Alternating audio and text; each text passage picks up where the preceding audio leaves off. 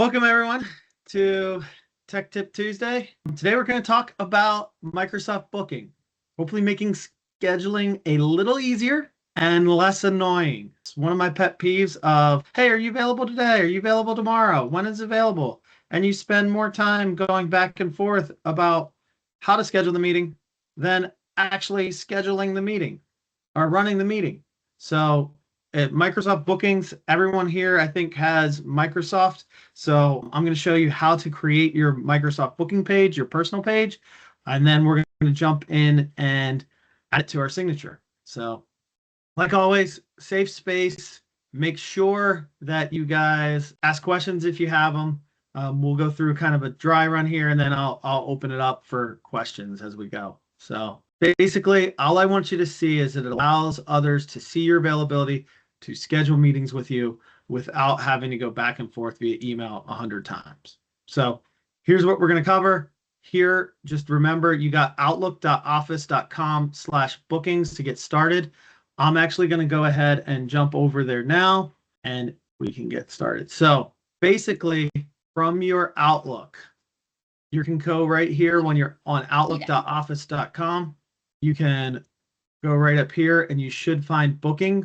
If you don't, select more apps and then all apps and booking should be right here. Okay. So go ahead and click that. Once you get into booking, you'll see at the top here, your personal page. You should also have a shared page. So there is a get started button. Before I do that though, I want to click here and just hit my edit my banner image. And this will let you kind of see a preview of your booking page, but just pick out which one you like. Unfortunately, Microsoft doesn't really let you change a bunch of different banners. So just pick the one that you like here and hit confirm. I chose building because I'm in construction. That's about as good as I can get. So we're going to go ahead and click this get started button. I found that that's the easiest way. Here, if you hit try it, you can actually see what other people will see once you hit and create this booking page. So this is exactly what you see. So I do have some time this afternoon, but it's Taco Tuesday. So don't book me until here. Or maybe I need to block off my lunch hour. And then you can customize your meeting type. So we're going to hit try it. Here's how to create one. And you can hit save. I'll show you how to do that outside of that here. And then the last one is to go ahead and share your booking page. And that will be share. So let's jump in. Really, you just have this create meeting type here. So all you have to do is hit create meeting type. Same thing. And then I'm going to create maybe let's call this Procore company admin configuration. And then you can go ahead and categorize it so that it will be appear a certain color. So we'll do new. Procore's orange, so I'm going to make it orange. And I'll call this, actually, I was going to create this as a booking page. So we're going to call this Microsoft Booking, just so it comes through that way. It will be a slightly different color on my calendar. And then give this some duration or some information. So review your company level Procore settings and make sure.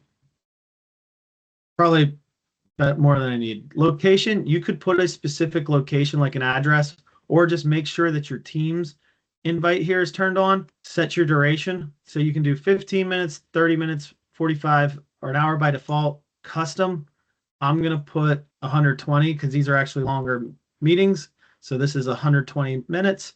You have public or private here.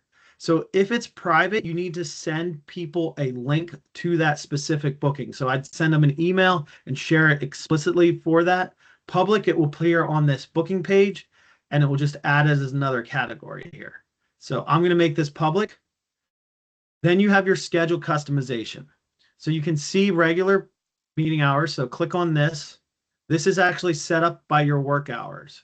So you can actually go in here and decide when you're going to work, when you're not, and put custom hours. So I actually took like some of Friday off so that I don't get something scheduled like late Friday afternoon.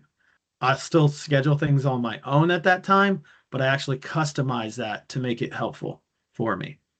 I'll just use my regular business hours, but you can also do custom here and you can create it however you want And like you could just say, I'm not going to have this meeting on Friday. I don't want to spend Friday before that, or Monday. I want to avoid Mondays and things like that. I would suggest, I'm going to actually switch this back to regular hours. Going through here to the advanced, maybe you need a little buffer time before or after that you want to keep it in, because you know that this meeting, I never run meetings that go long, so I don't need any buffer time, but maybe you want to put like a half hour after this so that no one can schedule a time with you right there. Need a minimum day. So you don't want something that just hop up that day. Like you could make it like 8 hours, 1 hour, custom 0 or 2 days. So you can change it.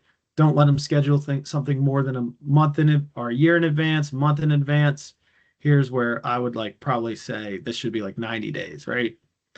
You can also create custom email reminders that go out before, say, hey, important meeting coming up, or add a follow-up afterwards and say, thanks for chatting. I'm going to discard those for right now. But once you've created that, just go ahead and hit save.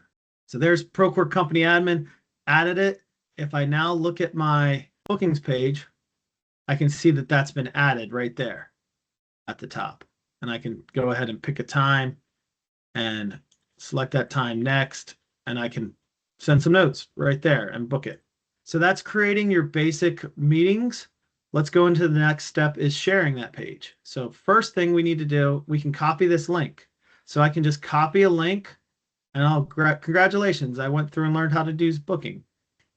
So I just copy that link, that works. You can also share via email and say, so Roman on here, say, hey, book time with me, and hit send. That will send out an email right like that. Or you can adjust your email signature right here. So this is the way I like to do it. Just pick your default email signature from the list, and then you can just include my book time with me. Now, I think that looks kind of hideous personally. You could adjust it if you want, but you can't really do much with it. So I'd recommend turning that off, and you can come in here, edit your hyperlink. And there's the link I put in there before. So paste that. And then like maybe we just say book time. Okay. Oh, I did that. I'm going to undo that. Change the color. So the colors are a little funky. Play with the colors and make it look a little bit better. But then once you go ahead and hit save, it will now have that in there. So that's really all it is. That's the quick and dirty overview. Okay. If you guys don't have any questions about that, I'm going to show you this bonus one here. These are company booking pages. So this one's a little more complicated, but if you had a group of people that you wanted to share, like, hey, I have a project team and I want to share out externally how to book time, or you have a list of services, you can click create booking page, create one from scratch. You can choose like other, call this IT services, hit next, invite different staff, next, add a meeting, hit next, and then who can see it? Anyone, self-service, to schedule your own point, people in the organization, or anyone. I'm actually going to hit X on that, and yes, quit, because I already have one set up here. Once you go ahead and create that, you're going to have a page that looks kind of like this, and here will be your booking page. So open that tab up, and you have this booking page that people can come in here and fill out the details, select who it is, and then just book a time. On this page, you can change your control, who can use it, scheduling, customize the page, pick a different color, highlight color, time zone. Customers, if it's open, like I don't really have customers, you can add customers, import them.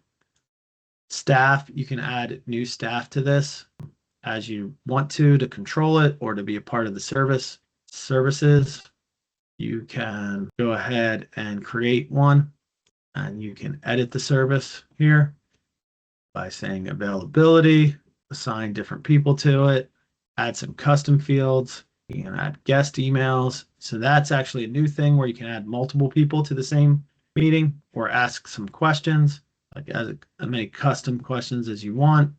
Then queue. We don't really have the queue right now. I don't have a Teams premium license. You can get that business information like that. That company booking page lets you like book more than one person at a time too, as well. So that's a interesting one there too. So that's all I have for today. I encourage you to try out at least the personal booking page, adding that to your signature when you scheduling meetings, or if you want to schedule meetings with me, that booking page always gives my updated information.